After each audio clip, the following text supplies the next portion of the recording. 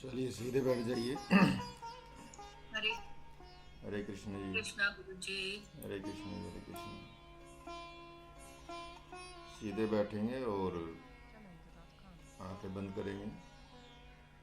ओम सहनावतु मंत्र का उच्चारण करेंगे। साथ में कर सकते हैं।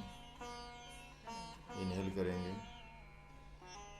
ओम सहनावतु सहनौ भुनक्तु सह वीर्यं कर्वावहै तेजस्विनावधीतमस्तु मा विद्विषावहै। ओम शांति शांति शांति। Gently open your eyes. Hare Krishna everyone.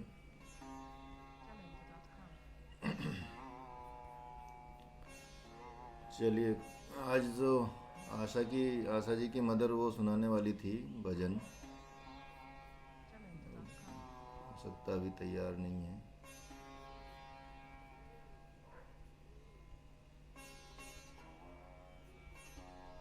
आज आपका अध्याय 3 चलेगा भगवत गीता का।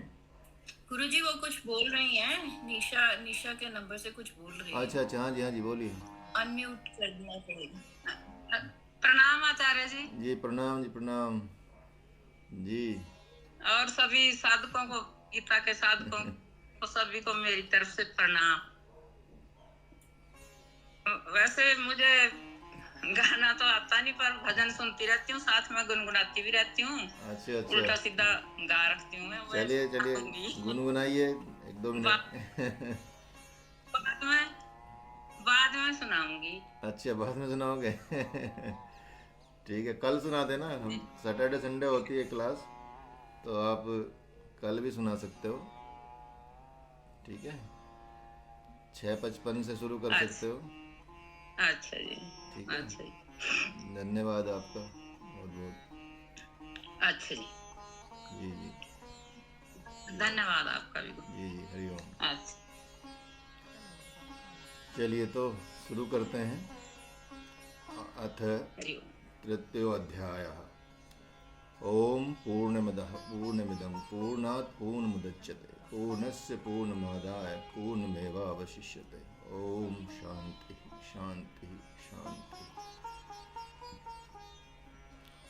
तो अध्याय 3 में अभी भगवान ने उनको सांख्य योग नाम का एक अध्याय अभी समाप्त हुआ था, अध्याय 2, और अब ये नया अध्याय की शुरुआत हो रही है। यहाँ पे आप अर्जुन भगवान से प्रार्थना कर रहे हैं। अर्जुन उवाच जा यसी चेत कर्मण्यस्ते मता बुद्धिर्जनार्दन तत्किं कर्मणि घोरे मां नियोजयसि केशव व्यामिश्रणेव वाक्येन बुद्धिम मोहयसीव में तदेकं वद निश्चित्य येन श्रेयो अमानुयाप। तो यहाँ पर महात्मा अर्जुन पूछ रहे हैं भगवान से कि हे भगवान, हे केशव, हे जनार्दन, अब तक जो आपने कहा है उससे तो ऐसा लगता है कि कर्म ज्ञान जो है, कर्म जो है ज्ञान से ज्ञान श्रेष्ठ है, कर्म से ज्ञान श्रेष्ठ है। तो अब जब आपकी दृष्टि में ऐसा है तो फिर मुझे ऐसे घोर कर्म में क्यों लगा रहे हो जिसमें मेरे स्वजन सुहा हो जाएंगे, भस्म हो जाएंगे। स्वजन का वध मुझसे करवा रहे हो आप, तो ऐसे कर्म में क्यों लगा रहे हो? क्योंकि आप जो अभी तक आपने ज्ञान दिया है उससे तो मुझे ऐसा आभास हुआ, उससे मुझे ऐसा लगा कि जो कर्म से ज्ञान सबसे ज़्यादा श्रेष्ठ है। कर्म से, अगर कर्म के और ज्ञान की तुलना की जाए तो यहाँ ज्ञान श्रेष्ठ लग रहा है मुझे। तो फिर मैं कर्म में, मुझे ऐसे कर्म में क्यों लगा रहे हो? और यदि ऐसा नहीं है तो आप ज्ञान और कर्म को मिला जुला कर क्यों कह रहे हो? मतलब यहाँ पे पहले अध्याय में अर्जुन को बहुत कन्फ्यूजन हुआ वो भगवान की बात को मतलब गूढ़ता से नहीं समझ पाए हैं। तो इसलिए वो बोल रहे हैं कि आपने ज्ञान भी दिया है, कर्म योग के बारे में बताया है, और मुझे लग रहा है कि यहाँ तो ज्ञान योग सबसे ज़्यादा श्रेष्ठ है, कर्म से भी ज़्यादा श्रेष्ठ लग रहा है, तो फिर मैं ऐसे कर्म में क्यों लगूं? और दूसरा, यदि आप ऐसा, मुझे ऐसा लग रहा है कि आप जो बता रहे हैं मिला जुला के बात की आपने, तो ऐसा क्यों कर रहे हो? तो सिर्फ मेरे लिए ऐसा बता दीजिए कि जो मेरे लिए सबसे श्रेष्ठ हो वह मुझे कहिए। वह मुझे क्यों नहीं कहते हो जो सबसे श्रेष्ठ है मेरे लिए? आप मिली जुली बातें, गोलमोल बातें क्यों कर रहे हो? तत् किम कर्मणि घोरे, यहाँ जो घोरे का तात्पर्य आया, घोरे शब्द जो आया है, तो घोरे का तात्पर्य यहाँ पे अघोर कर्म मानना चाहिए। अघोर क्या होता है? जो घोर से भी घोर हो उसे अघोर कहते हैं। अघोर का मतलब होता है तामस और राजस कर्म। तामसिक कर्म और राजस कर्म का जो अपर लेवल होता है उसको अघोर कहते हैं। जो क्या है, जो तांत्रिक हैं वे तामस साधना करते हैं, और वे ही क्या करते हैं, मारन, उच्चाटन, विद्वेषण रूप ऐसे अघोर कर्म करते हैं। वो मतलब वो अघोरी आपने सुना भी होगा कि शमशान में रहते हैं, मांस खाते हैं, ये करते हैं, तो वो इस तरह की चीज़ें अघोरी कहते हैं।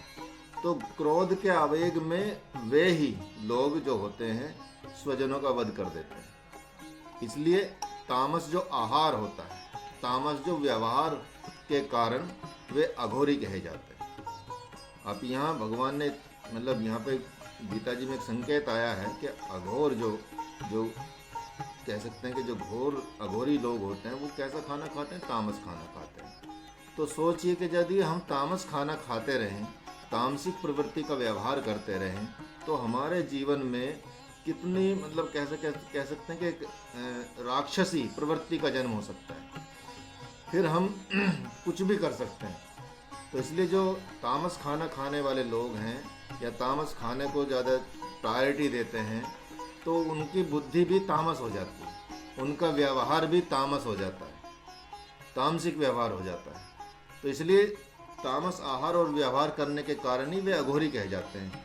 तो इसका मतलब है कि जो तामसिक खाना खाते हैं, तामसिक व्यवहार करते हैं, चाहे हमको दिख नहीं रहे हो, लेकिन वो भी एक तरह से अघोरी ही होते हैं। यहाँ घोर शब्द का तात्पर्य बहुत गहरे में लेना चाहिए।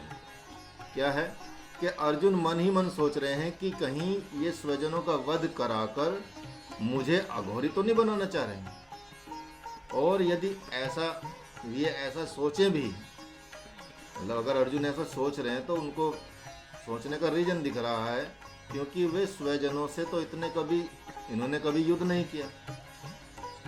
इसलिए इससे पहले के जो युद्ध के प्रकार रहे हैं, इससे पहले जो युद्ध हुए हैं, युद्ध का अवसर स्वजनों के साथ तो कभी आया नहीं, और आया है तो युद्ध टाल दिया गया है। यहाँ तक कि जब टाला कैसे, जब भगवती द्रौपदी का चीरहरण हो रहा था तो भी इन्होंने युद्ध नहीं किया, जबकि उन दुष्टों से, नीचों से युद्ध करने का वो बहुत सुनहरा अवसर था। लेकिन फिर भी किंतु क्यों स्वजनों के कारण, स्वजन थे वो लोग, तो इसलिए उनको छोड़ दिया गया, मतलब पांडवों के द्वारा। तो यहाँ महात्मा अर्जुन के हृदय में संदेह हो जाना तो स्वाभाविक है कि ये माधव स्वयं तो युद्ध नहीं कर रहे हैं। उनके दिमाग में चल रहा, अर्जुन के दिमाग में, कि देखो माधव कैसी चालाकी मेरे साथ कर रहे हैं कि स्वयं तो युद्ध नहीं कर रहे हैं, इसलिए अपने को ये महत्व बुद्धि वाला, अर्थात जो सांख्य योगी भी समझाया पीछे कि सांख्य योगी समझ रहे हैं। अब सांख्य योगी धनुष और बाण तो उठाते नहीं है, वो कैसे उठाएं, क्योंकि वो तो ज्ञान योगी है, वह तो युद्ध करता ही नहीं। इसलिए इन्होंने युद्ध न करने का संकल्प लिया, और इनके मत में ज्ञान श्रेष्ठ है, तभी तो इन्होंने संपूर्णता से ज्ञान योग को स्वीकार किया है। तो ऐसा लगता है कि पितामह भीष्म को भी ज्ञान योगी श्रेष्ठ मान्य है, लेकिन वे स्वजन मोह के कारण से अधूरे ज्ञानी होकर रह गए। इसलिए आधा युद्ध कर रहे हैं, क्योंकि आधा युद्ध का मतलब ये क्या कहा गया कि उन्होंने बोल दिया कि मैं इनको नहीं मारूंगा, मैं युद्ध करूंगा तुम्हारी तरफ से, लेकिन मैं मतलब इन लोगों की हत्या नहीं करूंगा, इन लोगों को युद्ध में नहीं मारूंगा। तो आधे मन से वो एक तरह से युद्ध कर रहे हैं। तो वे हम लोगों को तो मारेंगे नहीं, युद्ध और युद्ध करेंगे। तो ये कैसा युद्ध है? जो सामने योद्धा है, सामने एक ऐसी सेना है जिससे युद्ध करना ही करना है, तो उससे युद्ध करेंगे करेंगे, लेकिन हमको मारेंगे नहीं, तो ये तो कोई युद्ध नहीं हुआ। तो महात्मा अर्जुन के मन में अब क्या हो रही, उथल पुथल होने लगी। उन्होंने सन्यासियों की बड़ी कहानी सुन रखी है, क्योंकि शुरू से ही साधु संतों के बीच में रहना, गुरुओं के बीच में रहना, तो वो सब मतलब उनको ऐसा इतना ज्ञान है, काफ़ी ज्ञान रहा है। तो उन्होंने साधु संतों की कहानी सुन रखी है कि वे कभी आग नहीं छूते हैं, कर्म नहीं करते हैं, चाहे जिसके घर में भी रोटी मांगकर खाना उनका जन्मसिद्ध अधिकार होता है। और यही नहीं, भगवान ने अभी अभी स्थित प्रज्ञ सन्यासियों की बहुत प्रशंसा की है अर्जुन के सामने। तो इस कारण से भी उनके मन में सन्यासी बनने की विशेष कामना हो गई है अर्जुन के मन में। स्वजनों को त्याग दूंगा, स्वजनों को छोड़ दूंगा, और मैं चाहे सन्यास का जीवन जीऊँ, लेकिन इनको मारने से अच्छा मेरा जीवन इस तरह से चले कि मैं सन्यासी बन जाऊं। ऐसी उत्कट इच्छा अर्जुन के मन में चल गई। क्यों? क्योंकि भगवान ने स्थित प्रज्ञ सन्यासियों की एक ऐसी छवि प्रकट की कि उसके तरफ अर्जुन क्या है, आकर्षित हो गए। तो किसी को भी मोह हो जाता है जब, तो उसके मन में दोष दर्शन की संभावना विशेष हो जाती है। जब विपरीत के पास मोह हो गया, तो जो साथ में है उसके प्रति हो सकता है कि दोष दर्शन हो जाए। और यही कारण है कि अर्जुन जो है वो भगवान में ही दोष दर्शन देखने लगे, उनको दोष दिखने लगा है भगवान में, और सोचने लगे कि अपने तो युद्ध नहीं करने का बहाना बना लिया है इन्होंने, और मेरे को कहते हैं युद्ध करो। तो इससे तो मुझे ऐसा ही लगता है कि ये धर्म युद्ध नहीं बल्कि अधर्म युद्ध चल रहा है। और यदि ये धर्म युद्ध होता तो ये राजा के पद पर हैं, अपने को दो भागों में क्यों कर लिए? नारायणी सेना को उधर कर दिया है और खुद इधर हो गए हैं। ये तो कोई धर्म की बात नहीं बनती। तो मैं तो युद्ध नहीं करूंगा, चाहिए कुछ भी बोले। और फिर उन्होंने खुद बोला कि मैं युद्ध नहीं करूंगा, और जब युद्ध नहीं करूंगा तो आए क्यों हैं युद्ध में, मतलब मेरे साथ क्यों आए? चलो भगवान को सोच रहे हैं कि चलो ठीक है, मैंने आपको मांग लिया, वो बात अलग है, लेकिन आपके हाथ में चक्र है, यह भी बात अलग है। लेकिन मैं युद्ध नहीं करूंगा ऐसा कहने से तो यही सिद्ध होता है कि आप पाप से डर रहे हैं, कि कहीं माँ गांधारी आपको शाप न दे, कहीं बड़े बुजुर्ग आदि आपको शाप न दे दे। यदि इनके अनुसार हम लोग संपूर्ण सही होते तो राजधर्म के नियम अनुसार ये सेना सहित हमारे पक्ष में होते और युद्ध भी करते। तो ये तो बात, यही बात हुई कि आधा तुम सही और आधा दुर्योधन सही है। अतः इन्होंने दो भागों में बांट दिया। इसके द्वारा ऐसा करना तो मनमाना कर्म धर्म माना जाएगा, ये उन्होंने बात की। परम स्वतंत्र ने सिर पर कोई, भावई मन ही करहु तुम सोई। भगवान अर्जुन, महात्मा अर्जुन भी नारद जी जैसा ही सोचने लगे। यहाँ पे नारद जी ने सोचा था कि इन्होंने, अर्थात भगवान ने, भगवान शंकर शादी करना नहीं चाहते थे, उनकी भगवान ने इन्होंने शादी करा दी, और स्वयं तो लक्ष्मी जी को लेकर घूम रहे हैं, और जब मैं शादी करने चला तो बंदर का मुंह बना दिया मेरा। तो ये कैसे भगवान है? तो यहाँ देखिए कि जब भगवान को ज्ञान देना होता है, आत्मज्ञान देना होता है, तो हमको वो चीज़ कई बार बुरी लग जाती है। जैसे नारद जी को बहुत बुरी बात लगी, तो नारद जी बड़ा सुंदर, अपनों को इतना, नारद जी को इतना अपने ऊपर घमंड हो गया था, उन्होंने काम को जीत लिया था, और इतना अपनी सुंदरता पे इतना उनको गर्व हो गया था, घमंड हो गया, तो वो किसी को कुछ समझ नहीं रहे थे। और शादी करने के लिए तो भगवान ने उनका वो घमंड तोड़ने के लिए उनको एक हंसी बनवाई, उनका बंदर का मुंह बना दिया।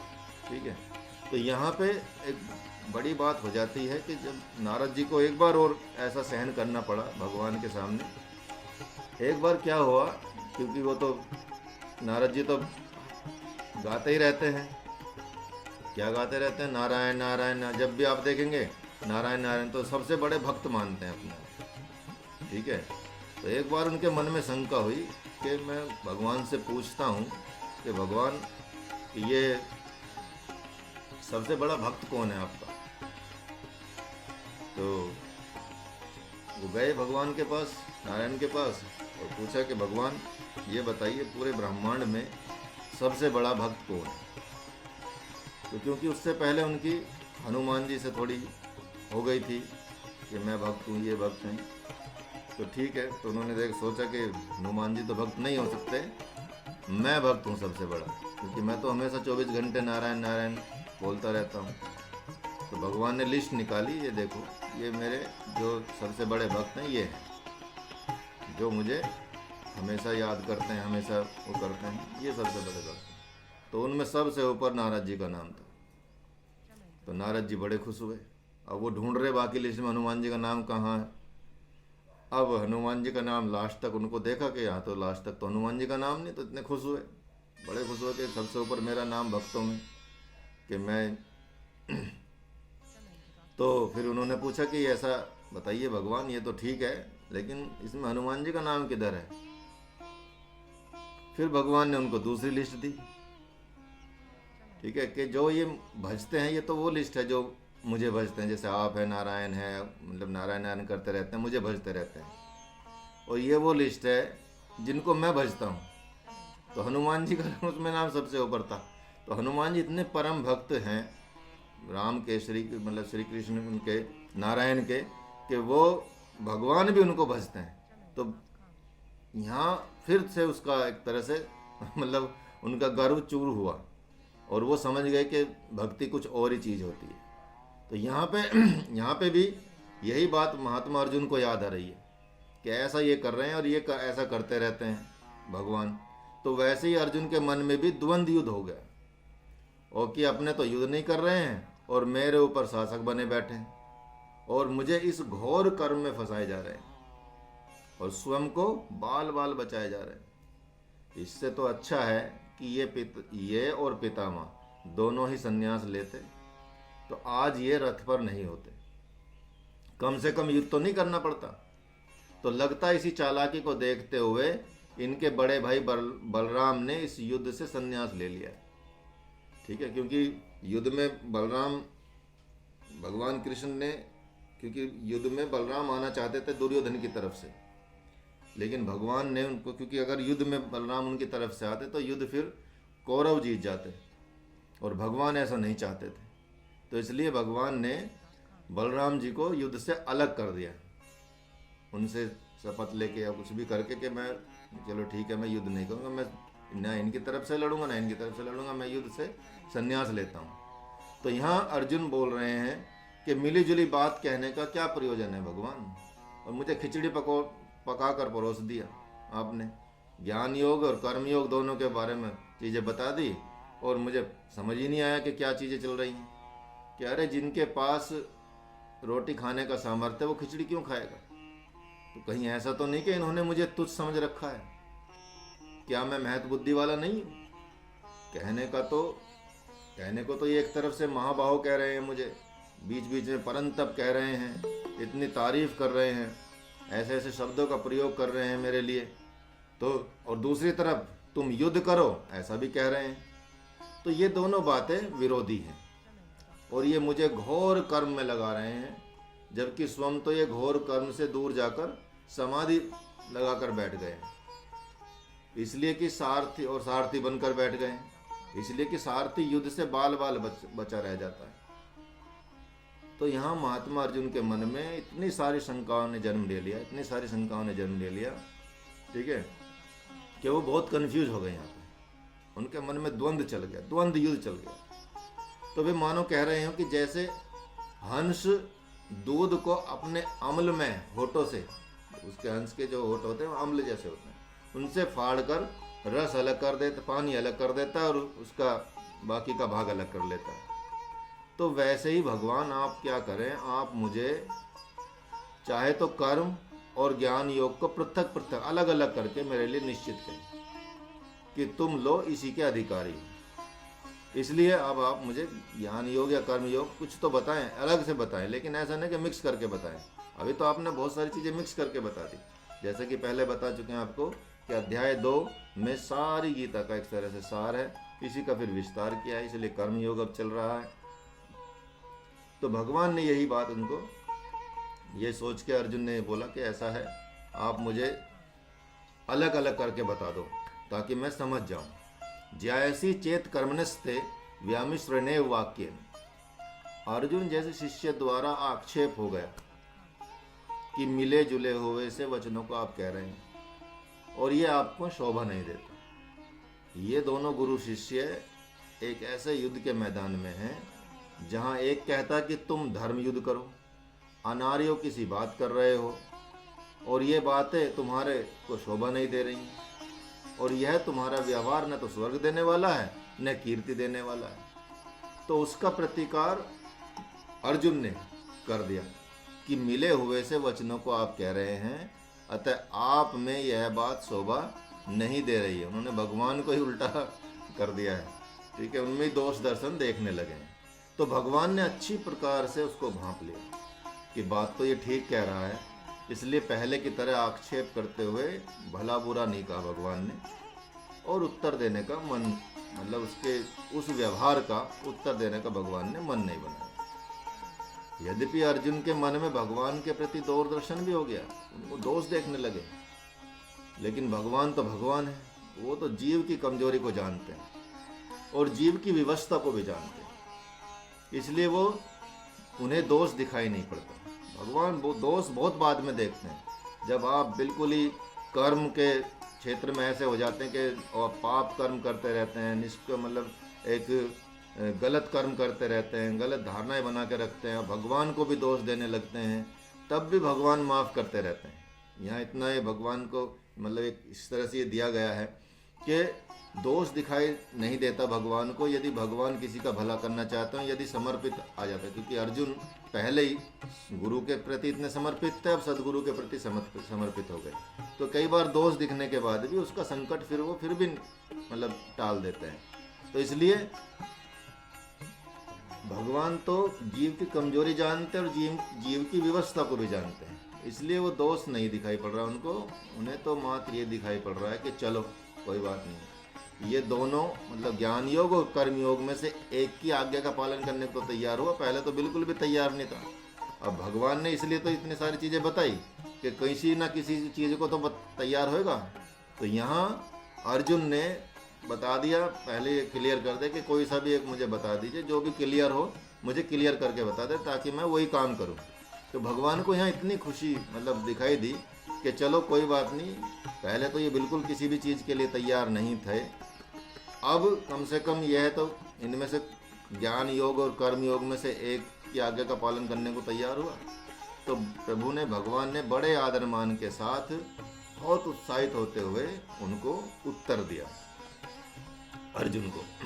तो उन्होंने कहा, श्री भगवान वाच, लोके लोके अस्मिन् द्विधा निष्ठा पुरा प्रोक्ता माया गणन ज्ञान योगेन सांख्यानाम कर्म योगेन योगिनाम।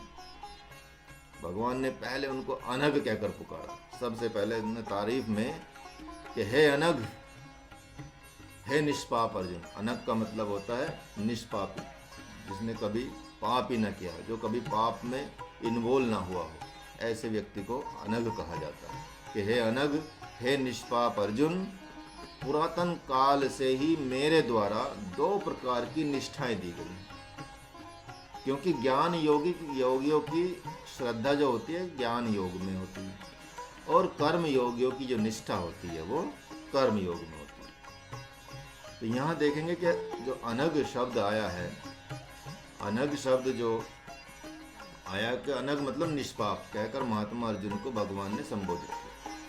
अनग अर्थात जिसमें पाप है ही नहीं, जो सर्वथा अग्रहित है, वह ही अनग कहा जाता है। इसके पहले प्रभु ने क्या क्या कहा अर्जुन को, इतनी सारी मतलब कह सकते कि प्रताड़ना दी थी, शब्दों की मार मारी थी। कायर कहा था, डरपोक कहा था, नपुंसक कहा था, ऐसे कह कर लताड़ा था। लेकिन अब तो भगवान का हृदय ऐसा लगता है कि दया से भर गया, और उन्हें यह संतोष हो गया कि मेरी आज्ञा से यह घोर कर्म योग में भी उतर सकता है। तो इसलिए यदि इसी प्रकार यदि कोई शिष्य सदगुरु की सहर्ष आज्ञा पालन करता है तो वह भी अनग हो जाता है। तो भगवान ने गीता शास्त्र में जगह जगह कई बार कहा भी है। एक बार कोई आकर कह दे कि हे प्रभु मैं आपका हूँ, तो इतना कहने मात्र से ही वो अनग हो जाता है। यदि आप प्रभु को समर्पित हो जाएं तो आपके प्रभु सारे पिछले और अगले सब पाप काट देते हैं और आपको अनग बना देते हैं। इसी तरह से गुरु की आज्ञा में रहना भी, जो सदगुरु की आज्ञा में रहना भी एक अनग जैसी स्थिति आ जाती है। ये भगवान यहाँ बता रहे हैं। ठीक है, जो सहर्ष ही सदगुरु की आज्ञा पालन करता है, वो चाहे वो योग जप तप ये न करे, लेकिन सिर्फ गुरु की आज्ञा ही, सदगुरु की आज्ञा में रहे, भगवान की आज्ञा में ही रह ले, तब भी उसके पापों का सब निस्तारा हो जाता है। फिर उसको किसी चीज़ की जरूरत नहीं होती। तो सिर्फ ये कि इतना कह दे कि भगवान है प्रभु मैं आपका हूँ, तो इतना कहने मात्र से वो उसके पाप धुल जाते हैं। लेकिन हम तो किसी और का समझते रहते हैं अपने आप को, कभी किसी का, कभी किसी का, कभी किसी का। भगवान का कभी पुत्र मानते नहीं है, दिमाग में नहीं रहता। माँ बाप का नाम दिमाग में रहता है, दादा दादी का नाम दिमाग में रहता है, परिवार का नाम दिमाग में रहता है, लेकिन एक बार भी भगवान का नाम ऐसे दिमाग में रहता है कि हम भगवान के हैं। तो यदि भगवान के होने का एहसास आपको होने लगे, वो तो माता पिता तो हमेशा रहेंगे, वो तो एक निमित्त कारण होता है, आपके एक सोर्स होती हैं, तो देते तो भगवान ही है आपको जीवन है। तो इसलिए हमको सिर्फ यही ध्यान में रखना है कि हम भगवान के हैं, और इतना कहते ही भगवान इतने दयालु, इतने कृपालु हैं कि वो आपको पाप मुक्त कर देते हैं। जैसे कि अर्जुन को यहाँ पे कहा, तो अर्जुन ने यहाँ संकेत कर दिया कि मेरा कल्याण किसमें कल्याण होगा, उस एक निर्णय को कह दे भगवान, मैं आपकी आज्ञा पालन करूँगा। और इतना कहने से ही भगवान ने उसको अनग कहकर पुकारा।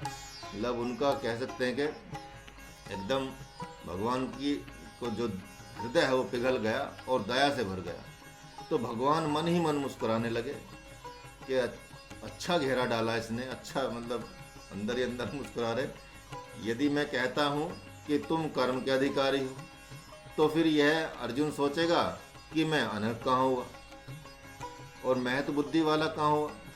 तथा अगर कहता हूँ कि तुम ज्ञान के अधिकारी हो, तो कहेगा कि फिर मुझे भी मुरली बजाने दें। जबकि भगवान के अंतर की बात कुछ और ही है। भगवान अंदर से कुछ और ही चाहते हैं। वे चाहते हैं कि अर्जुन को जप तप योग की साधना ना करनी पड़े। ये तो सिर्फ मेरा काम करे और मैं इसका काम करूँगा, अर्थात मैं इसको मुक्ति दे दूँगा। तो यहाँ कितनी गूढ़ बात भगवान ने बता दी है। भगवान ने ये बता दिया है यहाँ पे कि अगर आप भगवान का काम करने लगते हैं, जो भगवान बोलते हैं, जो भगवान ने शास्त्रों में बोला है, जो भगवान ने श्री रामचरितमानस में जो आदर्श प्रस्तुत किया है, भगवान ने जो श्री कृष्ण इसमें भगवत गीता में जो एक आदर्श प्रस्तुत किया है, जो सदगुरु की जो वचन होते हैं, जो योग वशिष्ठ में है, जो श्रीमद् भागवत में है, यदि इतना ही हम मानना शुरू कर दें, भगवान के शरण में करना शुरू कर दें, तो फिर भगवान आपको मुक्ति दे ही देंगे। मतलब फिर वो कोई शंका की बात नहीं रहती, क्योंकि यदि भगवान का कहना मान जाते हैं तो फिर भगवान तो आपको इन सब से बचा देते हैं कि आपको ज़्यादा मेहनत करने की ज़रूरत नहीं, आपको पहाड़ों पर तप करने की आवश्यकता नहीं है, सिर्फ मेरे अनुसार चले। इसलिए यदि सदगुरु मिल जाते हैं, यदि सिर्फ उनके अनुसार भी चलने लगते हैं, तो भी आपको मुक्ति मिल जाती है। तो भगवान यही बात कह रहे हैं। भगवान तो उनको बचाना चाहते हैं कि ये जप ना करे तप ना करे, इसको इतने उसमें ना लंबे समय के लिए ना डालूं, मैं सिर्फ मेरा काम कर दे और फिर मैं इसका काम कर दूंगा। इसका काम मतलब मैं इसको मुक्ति दे दूंगा। तो यहाँ जैसे तत्वज्ञ जो अष्टावक्र ने जब एक बार, ये छोटी सी एक स्टोरी है कि अष्टावक्र ने जब अपनी दूसरी धर्म पत्नी मैत्री से कहा कि अरे मैत्री, कात्यायनी को भी साथ लाओ और मेरे सामने ही इस भौतिक संपत्ति को बांट लो जो उनके पास संपत्ति है, क्योंकि मैं तो अब संन्यास लेने वाला हूँ। ये संन्यास से पहले की बात। तो कहीं मेरे जाने के बाद तुम दोनों विवाद में ना हो जाओ, इसलिए आपको मैं अभी से बंटवारा कर देता हूँ। तो मैत्रेयी ने कहा कि हे प्रभु, हे महामना, आप मुझे बताएं कि इस भौतिक संपत्ति और आध्यात्मिक संपत्ति में कौन श्रेष्ठ है, जिससे मैं किस संपत्ति में बंटवारा करना चाहिए यह निर्णय कर सकूं। तो अष्टावक्र जी ने कहा कि श्रेष्ठ तो देखो आध्यात्मिक संपत्ति ही है मैत्रेयी। तो मैत्रेयी ने कहा कि हे महाभाग, इस भौतिक संपत्ति को इस कात्यायनी को दे दो, मैं तो आपकी आध्यात्मिक संपत्ति में बंटवारा करूंगी। तो ऐसा मैत्रेयी ने कहा। तो फिर आओ, लो मेरी आध्यात्मिक संपत्ति में ही बंटवारा कर लो। तो जैसे ही उन्होंने आध्यात्मिक संपत्ति मानी तो अष्टावक्र जी ने उनको आत्मज्ञान से संपन्न कर दिया। कि आत्मज्ञान से संपन्न करके उनको तब संन्यास दिया, उनको आध्यात्मिक संपत्ति प्रदान कर दी। तो जो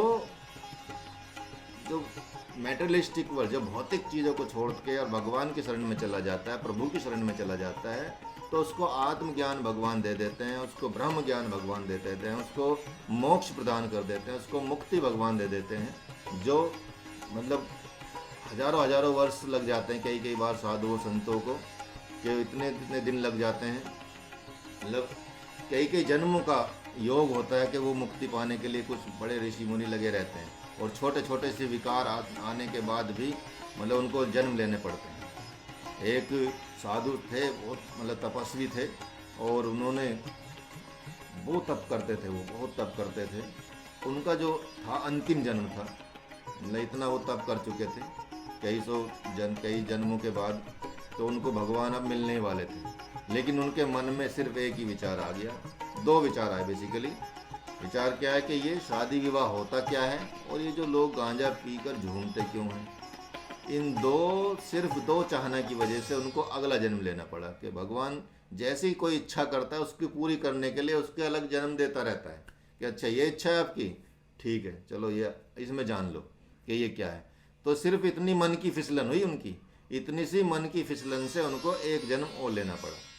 तो यहाँ तो यदि भगवान की शरणागति हो जाते हैं, ये जो योग जब तब की बात है कि जहाँ भी छूट जाएगा, जहाँ भी आपका अधूरापन हो जाएगा, वहीं आप मतलब फिसल जाएंगे और फिर आगे तक नहीं बढ़ पाएंगे। लेकिन यहाँ भगवान तो इतना सरल बात बता रहे हैं, इतने सरल बता रहे हैं कि आप सिर्फ भगवान की शरणागति हो जाएं और मान लें कि मैं भगवान का हूँ, तो फिर कंप्लीटली पाप रहित कर देते हैं आपको, और भगवान का जो कहना मानते हैं, भगवान की जो बात मानने लगते हैं, उसी के आधार पर चलने लगते हैं अपना जीवन को, तो समझिए कि भगवान आपका काम कर देते हैं, मतलब मुक्ति का काम कर देते हैं। तो भगवान ने भी अर्जुन पर, जैसे अर्जुन ने घेरा डाला था भगवान पर, ऐसे ही भगवान ने अब घेरा डालना आरंभ कर दिया अर्जुन पर। तो देखते हैं कैसा घेरा डाला है भगवान ने, किन किन उपायों को बताया है।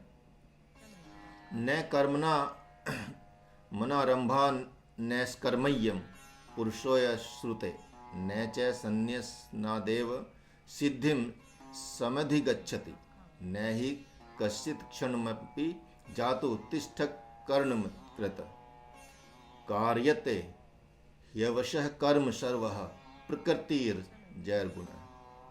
उन्होंने कहा भगवान ने कि हे पार्थ, कोई भी पुरुष, भगवान यहाँ गूढ़ रहस्य बताने जा रहे हैं कि हे पार्थ, कोई भी पुरुष बिना निष्काम कर्म प्रारंभ किए नैष्कर्म्य सिद्धि को प्राप्त नहीं कर सकता। अर्थात नैष्कर्म्य सिद्धि अर्थात निष्काम कर्म योगी नहीं बन सकता, और न ही कर्मों के केवल त्याग मात्र से सांख्य योग को प्राप्त कर सकता। तो अरे ऐसा कैसे हो सकता है, क्योंकि कोई भी पुरुष किसी भी काल में क्षण मात्र भी कर्म किए बिना तो रहता ही नहीं है, और यह देखा ही जाता है कि प्रकृति के वशीभूत होकर सभी कर्म करते ही हैं। तो यहाँ भगवान बता रहे हैं कि देखो, आप चाहे ज्ञान योग में जाओ, चाहे सांख्य योग में जाओ, चाहे कर्म किसी भी योग में जाओ, लेकिन कर्म तो आपको करने पड़ेंगे ही पड़ेंगे। तो इसलिए बिना कर्म के तो, क्योंकि एक क्षण भी मनुष्य रहता नहीं, और बिना निष्काम कर्म को प्रारंभ किए आपको निष्काम कर्मयोगी बन नहीं सकते। तो कर्मों में निष्कामता, कर्मों में अनासक्ति, लाते हुए ही आपको कर्म करने पड़ेंगे। और कर्म तो क्योंकि आप करते ही करते हैं, आप यदि सो रहे हैं तब भी कर्म चल रहा है, तब भी सपने में आ जाती हैं चीज़ें, सपने का कर्म चलता रहता है। तो कर्म तो किसी भी क्षण, भगवान यहाँ बता रहे हैं कि कर्म कोई भी पुरुष किसी भी काल में, कोई भी मनुष्य किसी भी काल किसी भी क्षण कर्म किए बिना नहीं रहता। तो इसलिए प्रकृति के वशीभूत होकर कर्म करना ही पड़ता। तो प्रभु ने यहाँ पे थोड़ा सा साइड ले लिए, मतलब अलग से हटे से। उन्होंने कहा कि ज्ञान तो श्रेष्ठ है, लेकिन कर्म उसकी आधारशिला है। बिना अगर आप ज्ञानी भी बन जाते हैं तो फिर कर्म तो फिर भी आपको करने पड़ेंगे। तो वह कर्म अकर्मण्यता से प्राप्त नहीं होता, तथा कर्म के स्वरूप को जाने बिना, उसमें भली प्रकार प्रतिष्ठित हुए बिना, कुछ काल के उपरांत उस कर्म विपाक से, कर्म विपाक मतलब जो कर्म का जो फल मिलता है, उस कर्म विपाक से निर्मोह हुए बिना अकर्तापना आएगा ही नहीं। यहाँ अकर्तापने की जो बात की है भगवान ने, यहाँ ये बात बताई है कि देखो ज्ञान तो श्रेष्ठ है, लेकिन उसके लिए जो कर्म है वो आधारशिला है। और हमको कर्म कैसे करना है? अकर्तापना भाव से। अकर्तापना भाव कैसे आएगा? जब हम खुद ना सोच के ये मैं कर रहा हूँ, ये खुद ना सोच के ये भगवान का कर्म है, उसको समर्पित करते चले। तो अकर्तापने के दो अर्थ प्रकट होते हैं। जैसे एक, उस समय जब आप माता पिता भाई बांधवों से लड़ाई झगड़ा करके विक्षिप्त हो जाते हैं और कह देते हैं कि आज से मैं कार्य कर्म नहीं करूँगा, इस प्रकार आप अकर्मण्य हो जाते हैं, खाना पीना छोड़कर बैठ जाते हैं, भीतर द्वेष चल पड़ता है और बाहर से आप अकर्ता हो जाते हैं। बाहर से शरीर से काम नहीं चल रहे हैं, लेकिन अंदर से कितना काम चल रहा है वो आपको पता रहेगा। तो कदाचित उसी अकर्तापने में यदि आप संन्यास ले लेते हैं तो कभी अकर्ता नहीं हो सकते और सन्यासी नहीं हो सकते। यहाँ इतनी बड़ी बात भगवान ने की कि जो सन्यास लेते हैं, सन्यास धर्म लेते हैं, सन्यासी बन जाते हैं, तो कुछ लोग तो घर छोड़ के चले जाते हैं, सन्यास बन जाते हैं, कुछ काम से बच के निकम्मेपन में चले जाते हैं, कुछ जिम्मेदारियों से बच के भाग जाते हैं, तो वो सन्यास लेते हैं। जब वो सन्यास लेते हैं तो वो शरीर से तो कुछ नहीं कर रहे हैं, घर का काम नहीं कर रहे हैं, कुछ नहीं कर रहे और सन्यास ले लिया, लेकिन मन में उनका द्वंद्व चलता रहता है। तो ऐसे व्यक्ति कभी भी ना तो सन्यासी बन सकते हैं और ना वो मतलब कह सकते हैं अकर्ता हो सकते हैं। तो वो कभी भी अकर्ता नहीं हो सकते, सन्यासी नहीं हो सकते। यद्यपि ऐसा सन्यास भी शास्त्रों में मान्य है, किंतु वैसे भक्त को सद्गुरु आश्रम में जाकर कर्म का शोधन करना ही पड़ता है। फिर उसको सद्गुरु के आश्रम में तप करना पड़ता है। कर्म का जो उसने जो कर्म किए हैं और जो उसके मन में कर्म चल रहे हैं, उनकी शुद्धि करनी पड़ेगी। तो जो कर्म से भागे हुए को कर्म में प्रतिष्ठित करना होगा, तभी वह कर्म योग बनेगा तथा कर्म योग कहा जाएगा। तो कर्म योग की यहाँ प्रतिष्ठा स्थापित कर रहे हैं भगवान, यहाँ स्थापना कर रहे हैं कर्म योग की, कि कर्म कैसे, कर्म योगी कैसे बन सकते हैं, या कर्म को किसको कर्म योगी कहेंगे? कर्म योगी उसको कहेंगे जो अपने अंदर अकर्तापना ले आएगा कि मैं नहीं कर रहा हूँ या मैंने नहीं किया। जबकि वो तो यहाँ ये बोलता भी रहेगा कि मैंने घर छोड़ा है, मैंने ये किया है, मैंने इतने बच्चों को पाला है, फिर मैंने संन्यास लिया, तो वो सब बताता है कि मैंने किया, लेकिन भगवान का काम कभी नहीं किया। तो भगवान का काम जब तक नहीं करेंगे तो वो तब तक कर्मयोगी नहीं बन पाएगा।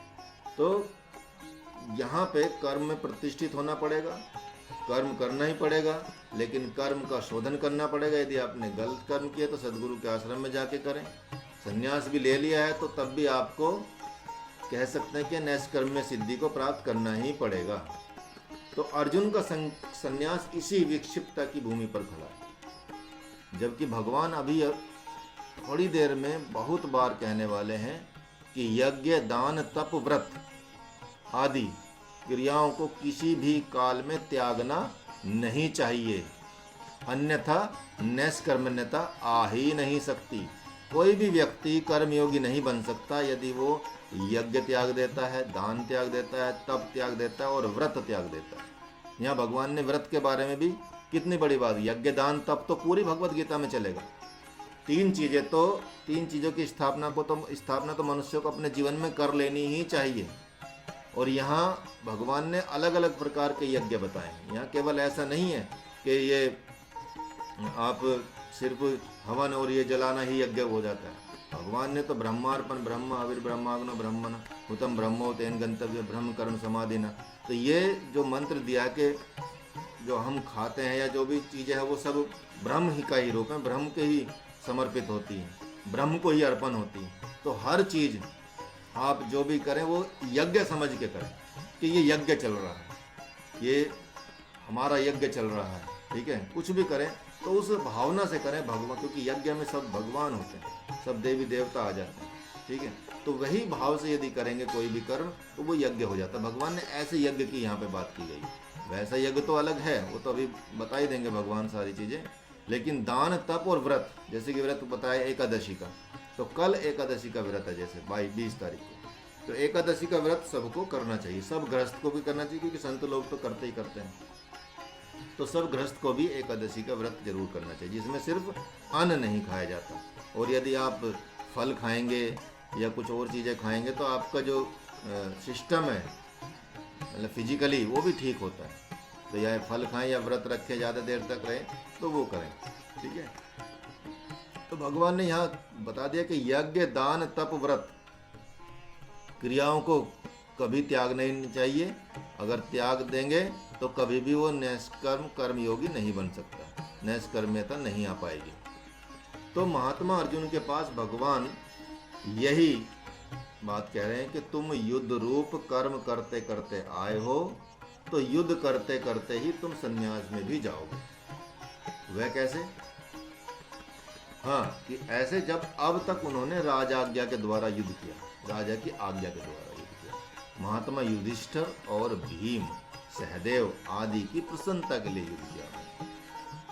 अब तक मां कुंती की प्रसन्नता के लिए युद्ध किया था। अब तक उन्होंने कुल परिवार की मर्यादा के लिए युद्ध किया था, और अब वे सद्गुरु ब्रह्म की प्रसन्नता के लिए युद्ध करेंगे। और जब सद्गुरु और ब्रह्म की प्रसन्नता के लिए युद्ध किया जाएगा तो फिर तो अपने आप ही संन्यास हो जाएगा। वो तो फिर संन्यास में प्रतिष्ठित भगवान कर ही देंगे। तो पहले चरण में अब तक उन्होंने भी जो भी कुछ किया वह जीव कर्म ही कहा जाएगा। जो तक अब बोलो जीव का कर्म है वो युद्ध करना, जो राजा की आज्ञा से किया, किसी की प्रसन्नता के लिए किया, कुंती की प्रसन्नता के लिए किया, वो जीव कर्म कहा जाएगा। लेकिन जब भगवान की प्रसन्नता के लिए और भगवान के कहने पे कोई काम कर रहे हैं तो वो कोई कर्म नहीं, वो जीव कर्म नहीं कहा जाता। वो क्या कहा जाता है? ब्रह्म कर्म कहा जाता है। उसको ब्रह्म कर्म कहा जाएगा। तो इस प्रकार ब्रह्म कर्म ही क्या है? अकर्म रूपता की आधारशिला है ब्रह्म कर्म, यही अकर्मण्य है। इस प्रकार धर्म युद्ध जो इनके द्वारा जो पहले हुआ है, जितने भी धर्म युद्ध हुए हैं, वो कर्मारंभ हुआ है, अथवा अब तो मतलब कर्म की समाप्ति हो जाएगी, वो फिर संन्यास योग देने वाली होगी जो अब, क्योंकि धर्म युद्ध और विकर्म युद्ध को मिला के संन्यास होता है, कर्म और विकर्म को मिला के संन्यास कहा जाता है, और शास्त्रीय कर्म और कर्म योग को मिला के संन्यास योग कहा जाता है। संन्यास योग भी भगवान आगे बताएंगे इसमें भगवद गीता में, तो वो भी आप समझ लेंगे। तो यहाँ संपूर्ण भूत प्राणी अनवरत अपने अपने कर्मों में ही स्वाभाविक रूप से लगे रहते हैं। सारा जगत आप देखेंगे सब अपना अपना काम करते रहते हैं। मुझे यहाँ जाना है, मुझे ये करना है, मुझे इसके ये करना है, ये होना, ये पूरा अपना अपना सत्यग्रम में लगे रहते हैं। पशु पक्षी कीट पतंगे आदि सब खाने पीने सोने में लगे रहते हैं। उसी के लिए सब काम करते रहते हैं कि अच्छे इतनी संपत्ति इकट्ठी हो जाए, सोने के लिए अच्छा घर हो जाए, अच्छे सामान हो जाए घरों में, खाने पीने की अच्छी चीज़ें मिले, देने के लिए भी यही नहीं, सभी एक दूसरे के लिए काल भी हैं, उसी में वो एक दूसरे का काल बनते रहते हैं। तो आप चाहे भले ही अकर्मण्य हो जाएं, लेकिन आपका शरीर तो बड़ा छोटा दुबला पतला जवान बूढ़ा होता ही रहता है, वो कभी अपना कर्म नहीं छोड़ता। तो वह बैठा कहाँ है? नींद आ रही है, वह बैठा नहीं है, जागृत अवस्था में है, सुसुप्ति अवस्था में है, विचार में है, तो ये सब बिना आपके ही सब ढोंग चलता रहता है। मतलब कुछ भी चीज़ें चलती रहती है तो कर्म होता ही रहता है। तो यहाँ ये समझ बूझकर भगवान थोड़ा और आगे विस्तार करेंगे इस चीज़ का। विस्तार क्या करेंगे? कर्मेंद्रियानि संयम ये आस्ते मनसा स्मरण इंद्रियार्थ विमूढ़ात्मा मिथ्याचारः च से उच्यते यस्तित्वेन्द्राणि मनसा निम्यारन भतेर्जुन कर्मेंद्रियः कर्मयोग सक्तः स विशिष्यते। यहाँ बता रहे हैं भगवान के कर्मेंद्रियों को रोक कर। कर्मेंद्रिय क्या है? जैसे हाथ, पैर, मुख, उदा, शिश्न, ये सब कर्म इंद्रिय। तो कर्मेंद्रियों को रोक कर शब्द, स्पर्श, रूप, रस, गंध, ये सब चीजें विषयों का सेवन मन से करता रहता है, वही पाखंडी और ढोंगी कहा जाता है। ठीक इसके विपरीत जो मन के द्वारा इंद्रियों को वश में करके अर्थात इनसे अनासक्त होकर और समस्त इंद्रियों द्वारा निष्काम कर्म करता है, वही बुद्धिमान पुरुष सर्वश्रेष्ठ कर्मयोगी कहा जाता है। तो यहाँ कर्म योग की और परिभाषा भगवान ने आगे विस्तार कर दिया है कि जो सपोज शरीर से कुछ नहीं कर रहे लेकिन मन से सब मजे ले रहे हैं, दृष्टि में सब चल रहा है, मन में सब चल रहा है, ठीक है। मतलब वो सपोज जैसे खाना ही बन रहा है और खाना वो खाएगा नहीं, व्रत रख लिया है, ठीक है। और कर्मेंद्रियों से तो व्रत रख लिया कि अब मुंह से कुछ नहीं ग्रहण करूंगा, जब हाथ से कुछ नहीं उठाऊंगा, ठीक है, कहीं खाने के लिए नहीं चलूंगा, पैर से ये सारी चीज़ें नहीं करूंगा। तो वो कर्मेंद्रियों से तो उसने अपना सेवन मतलब वो खत्म कर दिया, लेकिन बाकी का वो सेवन कर रहा है मन से। वो उसको खुशबू भी अच्छी लग रही है, वो उसको सब चीज़ें पसंद आ रही हैं, वो याद भी कर रहा है पुराना स्वाद जो चीज़ बन रही है, तो वो मन से सेवन करता है। हाथ से पैर से कर्मेंद्रियों को तो रोक लेता है, वो तो आप जबरदस्ती भी रोक सकते हैं कि 10 मिनट तक मैं हाथ ऐसे ही रखूँगा, ठीक है, इससे कुछ काम ही नहीं करूँगा, लेकिन मन से काम करता चलता रहेगा। तो ऐसा व्यक्ति को ढोंगी कहा जाता है, पाखंडी कहा जाता है। एक स्टोरी सुनाऊंगा मैं इसके बारे में आपको, जो भगवान मतलब गुरुदेव भी सुनाते हैं, कहते थे। तो ढोंगी और पाखंडी के विषय में और जो सच ले हुए हैं उनके विषय में। तो ठीक इसके विपरीत जो मन के द्वारा, अब मन से इंद्रियों को बस में जो कर लेगा, फिर चाहे हाथ से चीज़ें होते रहें लेकिन वो उसमें वो इन्वॉल्व नहीं है, मन नहीं है, तो मन से यदि कंट्रोल कर लेते हैं तो फिर कर्मेंद्रियां भी काम करना, मतलब कर्मेंद्रिय से तो काम अपने आप ही नहीं करेंगे फिर आप, और मन से भी इंद्रियों को विषय को ग्रहण नहीं करेंगे। जैसे कई लोगों को सिर्फ देखने मात्र से किसी को संतुष्टि हो जाती है, ठीक है, जो थोड़े मक्कार लोग होते हैं कई बार, ठीक है, कि भाई एक बार दिख जाए बस कोई, ठीक है। तो वो सारी चीज़ें तो ठीक जो मन के अंदर सिर्फ यदि ऐसा हो जाए कि मन से इंद्रियों को वश में कर लिया जाए और इससे अनासक्त होकर, जिसमें आसक्ति ना हो, जिसमें लगाव ना हो, डिटैच होकर समस्त इंद्रियों को द्वारा निष्काम कर्म करता है, वही व्यक्ति, वही पुरुष, वही मनुष्य है, बुद्धिमान मनुष्य है, सर्वश्रेष्ठ कर्मयोगी कहा जाता है। यहाँ भगवान ने यहाँ ये बात बता दी। तो कर्मेंद्रियों में तो यहाँ आँख, नाक, कान, जीव, मन, बुद्धि, चित्त, अहंकार, मतलब इन सब को ले लेना चाहिए। वैसे तो कर्मेंद्रिय 5 होती हैं, लेकिन यहाँ भगवान इन सब की बात कर रहे हैं, आँख की, कान की, नाक की, जीव की, त्वचा की, मन की, बुद्धि की, चित्त की, अहंकार की, और इन सब को भी इसमें शामिल कर लिया भगवान ने। तो इन सब से भी हमको मतलब एक तरह से संन्यास लेना चाहिए। अब यहाँ एक बड़ी अच्छी एक कहानी है, ये ढोंगी और पाखंडी के कैसे ढोंगी पाखंडी, एक छोटी सी कहानी है, सुनाते हैं आपको, बहुत अच्छी है। यहाँ आपको एकदम स्पष्ट हो जाएगा कि कैसा फल मिलता है किसी चीज़ का, कि अंदर से यदि हम संतुष्ट नहीं हैं और मन से आप हर चीज़ को ग्रहण कर रहे हैं, चाहे कर्म दूसरा दिख रहा है आपका करते हुए, ठीक है। तो यहाँ देखेंगे कि एक ढोंग और पाखंड क्या है, इसको समझने में बड़ा आसानी होगी इस कहानी से आपको। क्या है कि एक मंदिर में एक पुजारी रोज भगवान का पूजा पाठ करता था, आरती उतारता था। ठीक है। उसी मंदिर के ठीक सामने कुछ दूरी पर था एक वेश्या का मकान था, जिसके पास चाहे जब उसके ग्राहक आया जाया करते थे, और उसके उन ग्राहकों को उसके पास आते जाते देखकर पुजारी देखता था, और देखते देखते उसके मन में वेश्या याद आने लगी। वह सोचने लगा कि ओहो, आज इस भगवान की मूर्ति का अगर पुजारी नहीं होता तो मैं भी इस वेश्या का भक्त होता, इस वेश्या का ग्राहक होता।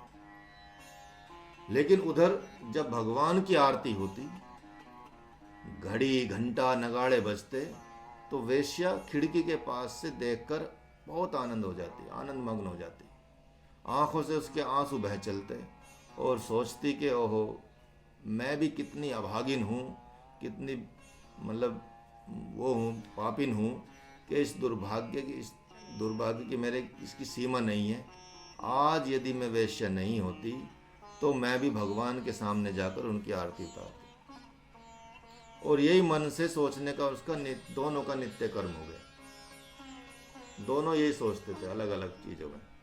पंडित वो सोचते थे पुजारी, और वो वेश्या ये सोचती थी। तो संयोग ऐसा आया कि दोनों के प्राण एक ही दिन उड़ गए, मतलब दोनों की मृत्यु एक दिन हो गई, एक ही मुहूर्त में दोनों निकल गए। तो दोनों का 16वें दिन भंडारा हुआ, षोडशी भंडारा बोलते हैं उसको। एक हमारे भी एक गुरु मतलब साधु संत यहाँ पे ऋषिकेश में, उनका भी अभी हुआ है, उनको भी जल समाधि दी गई है, तो उनका भी अभी 30 तारीख में षोडशी है। तो 16वें दिन भंडारा करते हैं साधु संत, ठीक है, लोग। तो दोनों का 16वें दिन भंडारा हुआ, और भंडारे के समय एक बहुत बड़े सिद्ध संत आए और वेश्या के भंडारे की तरफ जाने लगे। बड़े सिद्ध संत थे। तो लोगों ने कहा कि महाराज महाराज, आपका भंडारा यहाँ मंदिर के पास है। संत ने पूछा क्यों? लोगों ने कहा कि इसलिए कि पुजारी जी का यही भंडारा है। संत ने पूछा कैसा पुजारी, कौन पुजारी? इस मंदिर का पुजारी। लोगों ने कहा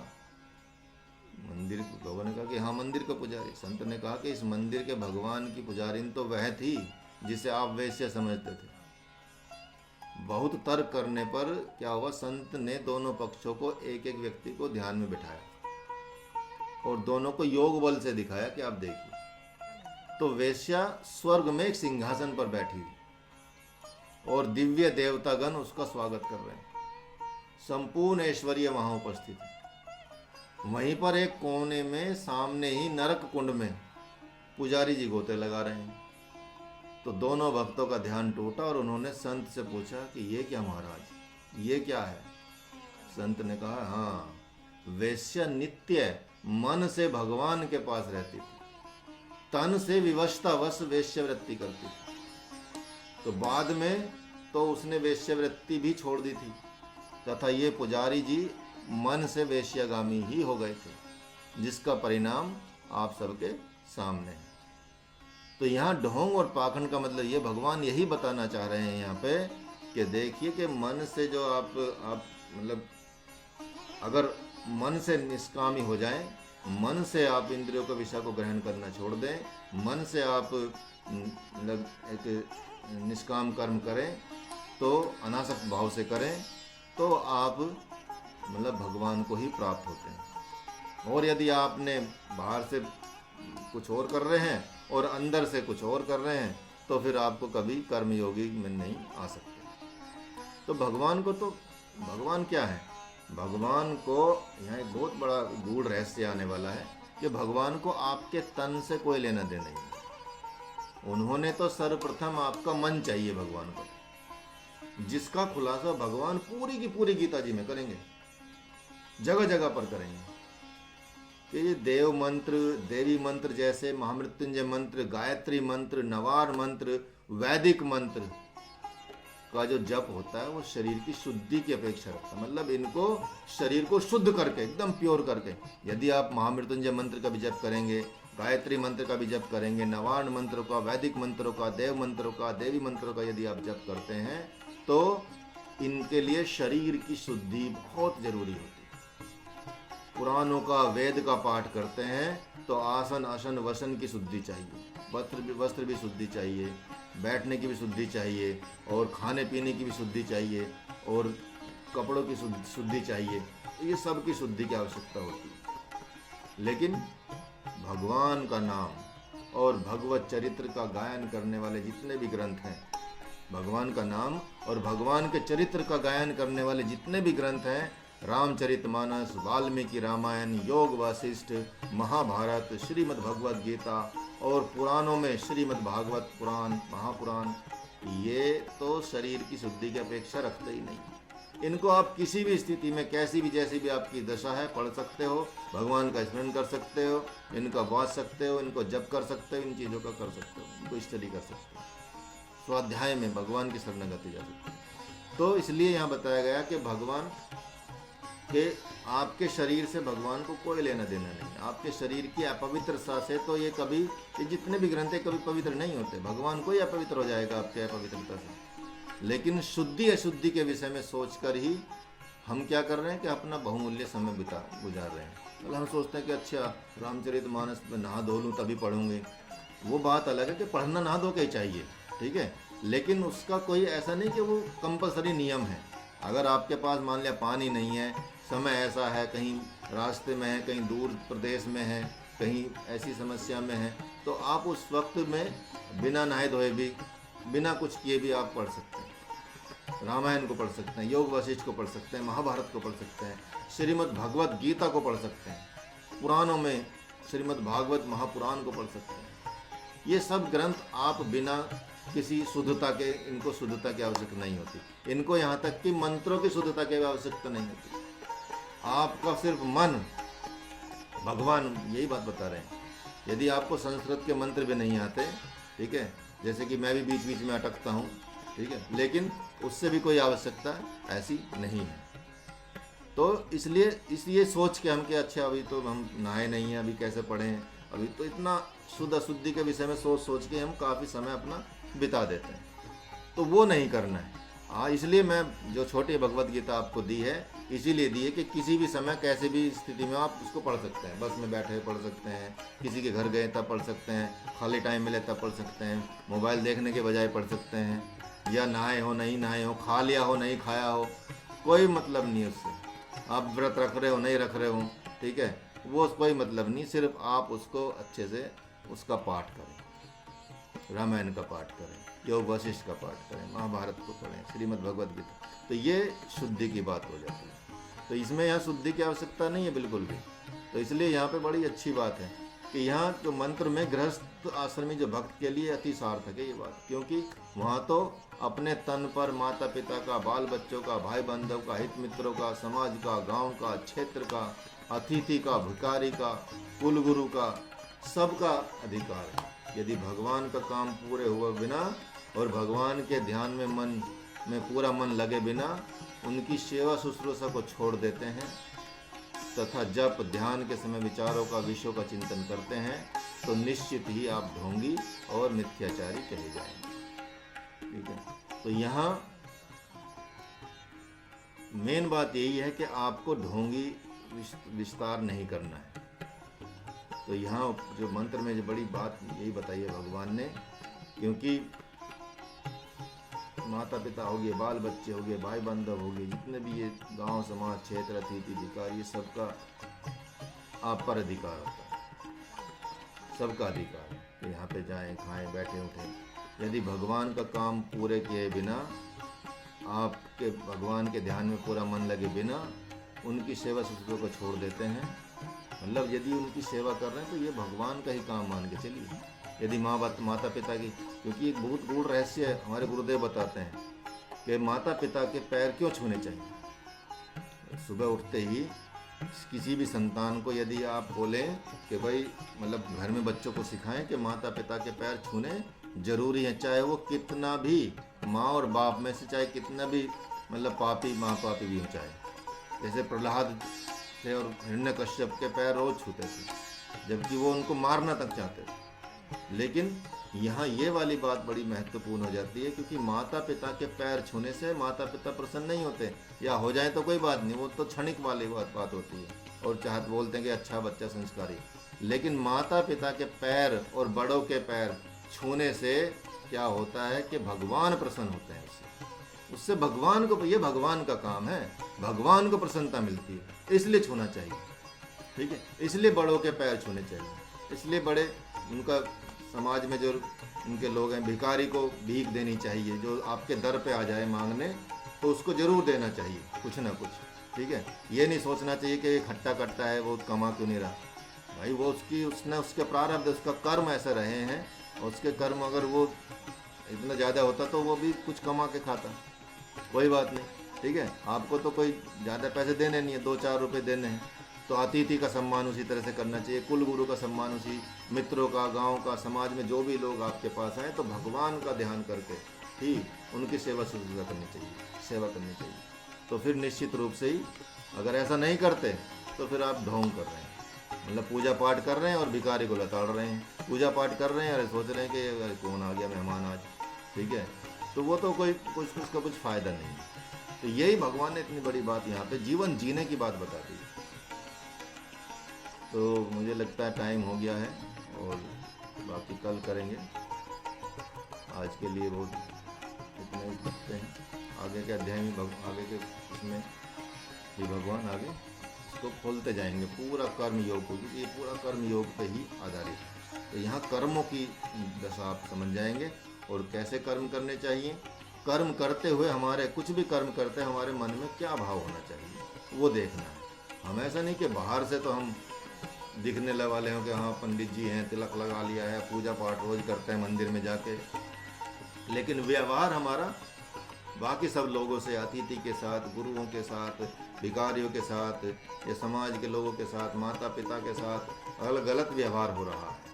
ठीक है, तो फिर आप ढोंगी हैं, पाखंडी हैं, कोई पूजा पाठ आपकी लगने वाली नहीं है। ठीक है, तो ये हमको अपने जीवन में उतारना है, सुधारना है। ठीक है, तो यहाँ यहीं तक रखते हैं, और एक बार आपका अटेंडेंस वाला पाठ कर लेता हूँ।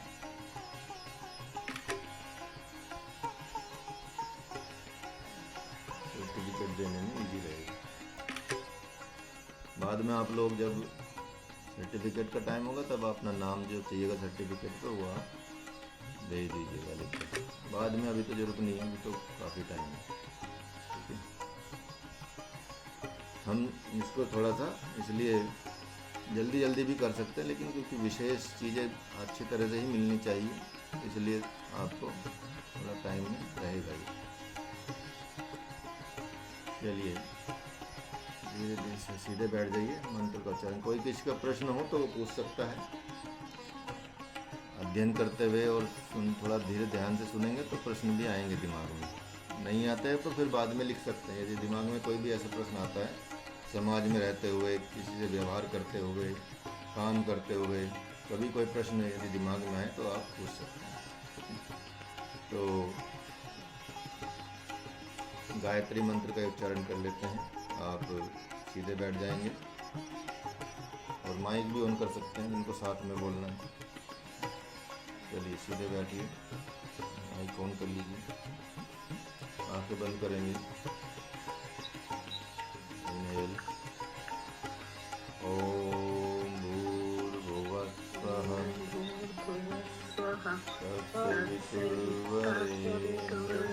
भर्गो देवस्य धीमहि धियो यो नः प्रचोदयात्। ओम शांति शांति शांति।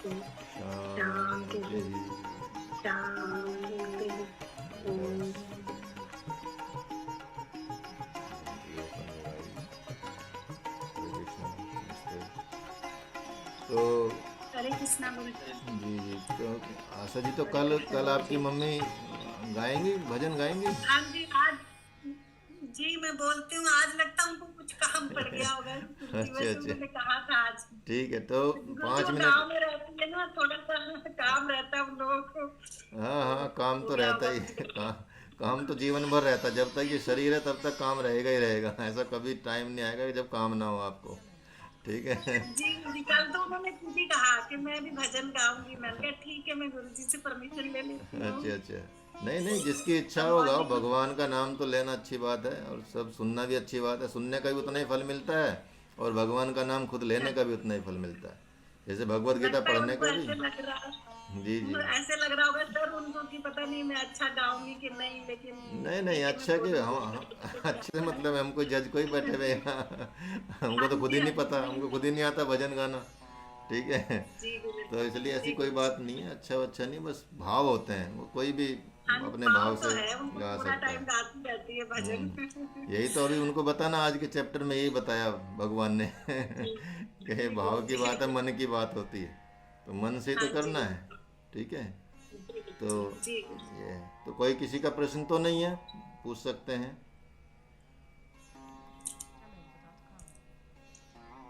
चलिए, नहीं है तो कोई बात नहीं, अच्छी बात है।